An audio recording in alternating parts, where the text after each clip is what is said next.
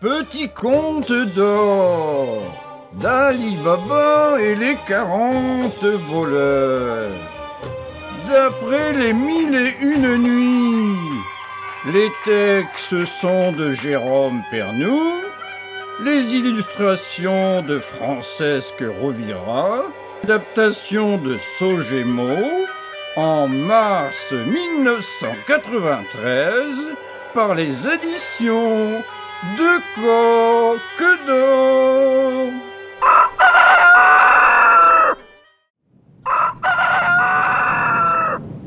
Ali Baba, le porteur d'eau, vivait avec son épouse Zobéida dans une modeste maison aux portes d'une grande ville de la lointaine Arabie.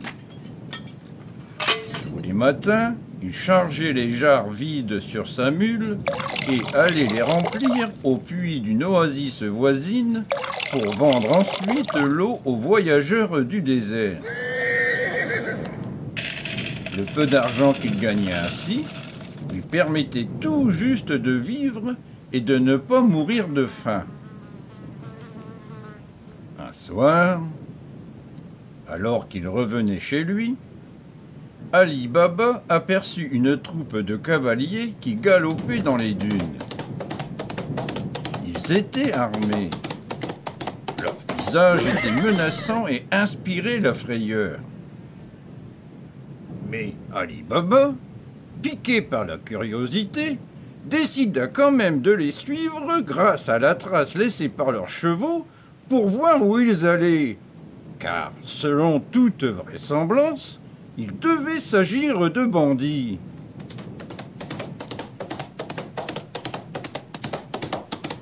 À quelques lieues de là, le brave porteur d'eau fut témoin d'une scène qui l'étonna fort. La troupe des 40 cavaliers, car c'était leur nombre, s'était arrêtée devant une grande dalle de pierre à flanc de colline. Ali Baba, prudemment caché derrière une dune, vit le chef de la bande mettre pied à terre et prononcer devant la dalle des paroles étranges. « Sésame, ouvre-toi !» La dalle se déplaça aussitôt, laissant le passage ouvert aux bandits qui entrèrent à l'intérieur de ce qui devait être une caverne. Après y être restés un bon moment, ils en ressortirent et celui qui avait prononcé les paroles étranges dit cette fois-ci « Sésame, ferme-toi !» Et la dalle revint à sa place, fermant l'entrée de la caverne. Les 40 cavaliers repartirent au galop, laissant derrière eux un épais nuage de sable. Lorsqu'il fut sûr d'être seul, Ali Baba s'approcha de la dalle et, curieux de voir si le prodige se reproduirait, cria un peu timidement, il est vrai, « Sésame, ouvre-toi !» C'était bien cela. À l'énoncé de ces paroles, la dalle se déplaça. Ali Baba entra dans la caverne et s'évanouit presque au spectacle qu'il avait devant les yeux. Des dizaines de coffres pleins de joyaux, de pièces d'or, de colliers, de bracelets, de coupes, de pierres précieuses et bien d'autres trésors. Je suis sûr, maintenant, que ces hommes sont des voleurs, se dit Ali Baba. Ne pouvant se résigner à repartir les mains vides, il remplit de trésors autant de sacs que sa mule pouvait emporter et sortit de la caverne. Une fois dehors, il cria « Sésame, ferme-toi !»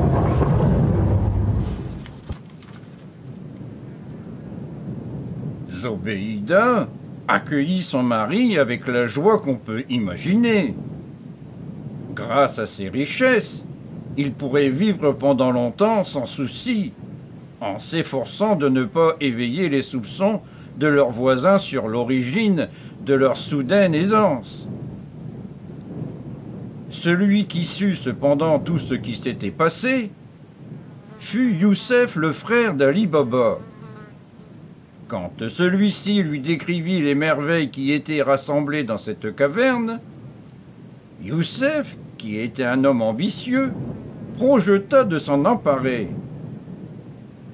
Malgré les conseils de prudence de son frère, Youssef partit avec 6 mulets vers la colline du trésor.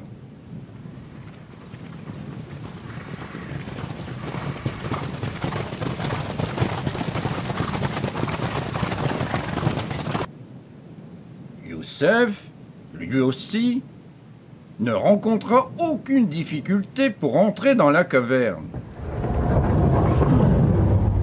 Ébloui par tant de richesses, les yeux de ce cupide personnage ne savaient où regarder. Youssef se mit alors à remplir les sacs autant qu'il pouvait.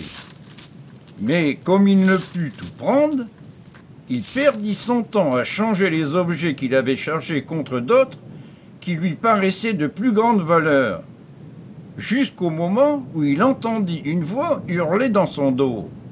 « Maudit intrus, tu paieras cela de ta vie !» C'étaient les voleurs qui arrivaient à l'improviste, avaient pris Youssef en flagrant délit. Le pauvre ne put s'échapper. Les bandits le tuèrent immédiatement. Ah! Laissèrent son cadavre et les mulets dans la caverne, et repartirent aussitôt, car ils étaient pressés d'aller piller une caravane qui devait passer non loin de là.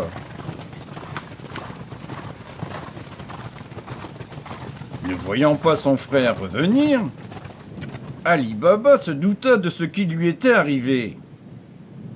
Aussi, le lendemain, alla-t-il vers la colline et, devant la dalle, cria « Sésame, ouvre-toi !»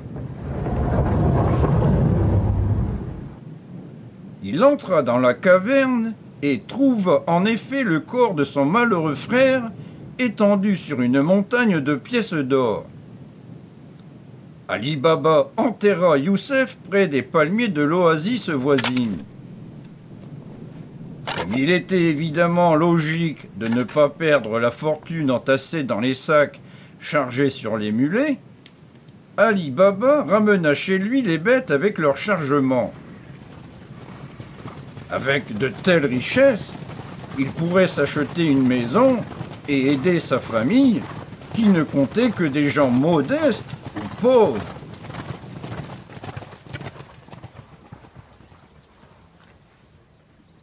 Les années passèrent.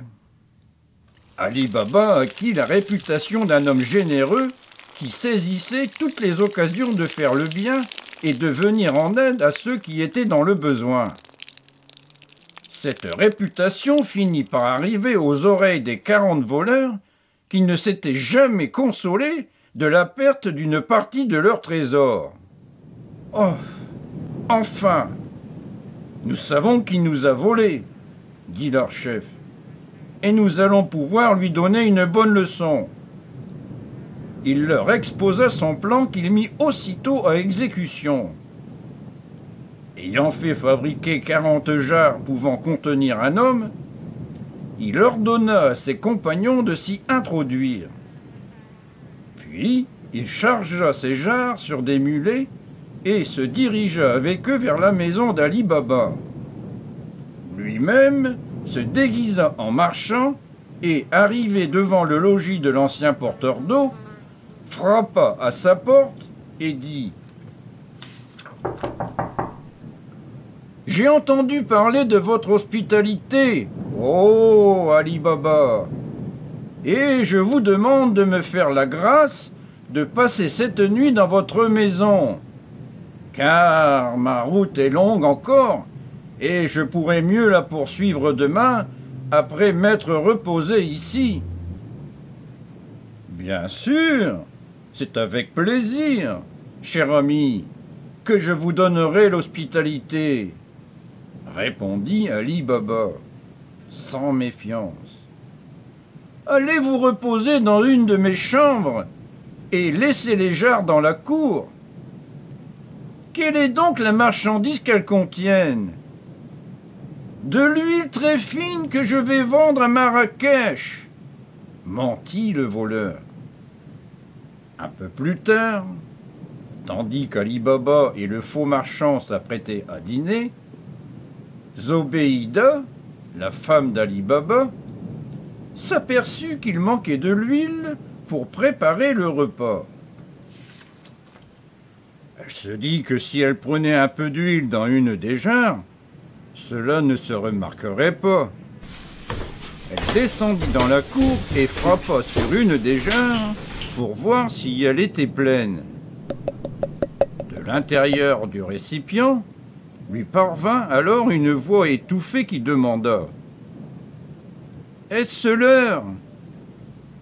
Bien qu'effrayés, Zobéida eut la présence d'esprit de répondre « Pas encore !» La courageuse femme frappa alors successivement toutes les jarres, et le même dialogue se reproduisit chaque fois.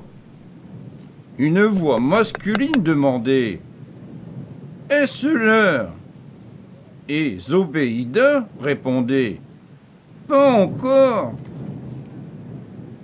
Sans perdre la tête, Zobéida partit à la recherche des gardes de la ville. Elle leur expliqua qu'elle soupçonnait que 40 voleurs dangereux recherchés par les autorités s'étaient cachés dans les jarres entreposées dans la cour de sa maison. Les gardes la suivirent et se tinrent prêts à agir. Puis Zobéida revint à la salle à manger où Ali Baba et le faux marchand bavardaient amicalement. « Je vous demanderai peut-être de me vendre un peu de votre huile pour ma provision d'hiver, » dit Ali Baba. « Avec plaisir, » répondit le larron. « Nous arriverons sans peine à un accord. Il n'y a pas d'huile plus raffinée que la mienne. » « Raffinée? L'est certainement. Une huile qui sait demander l'heure, » ajouta Zobéida. Ali Baba regarda sa femme avec étonnement, se demandant si le soleil du désert n'avait pas dérangé son esprit. Le voleur se montra soudain très nerveux et prêt à attaquer Ali Baba. À cet instant, les gardes intervinrent et réussirent non sans mal à maîtriser le faux marchand, car il était très fort et habile à la lutte. Les voleurs cachés dans les jarres furent également saisis. Tous furent présentés au juge qui ordonna leur emprisonnement, car ils étaient coupables de nombreux crimes. Ali Baba raconta alors toute l'histoire de la caverne au trésor et la façon dont s'étaient déroulés les événements. Les richesses volées furent rendues à leurs propriétaires et celles qui n'avaient plus de propriétaires furent partagées entre le calife et Ali Baba, qui vit ainsi sa fortune augmenter considérablement. La caverne perdit son sortilège et la dalle qui en cachait l'entrée se brisa en 1000 morceaux. La caverne est devenue aujourd'hui une halte très appréciée des Bédouins et des voyageurs, car ils y trouvent une source d'eau claire et délicieuse qui jaillit dès que les gardes du calife eurent emporté les coffres du trésor des voleurs. L'eau fraîche n'est-elle pas aussi un trésor lorsqu'elle apparaît en plein désert ?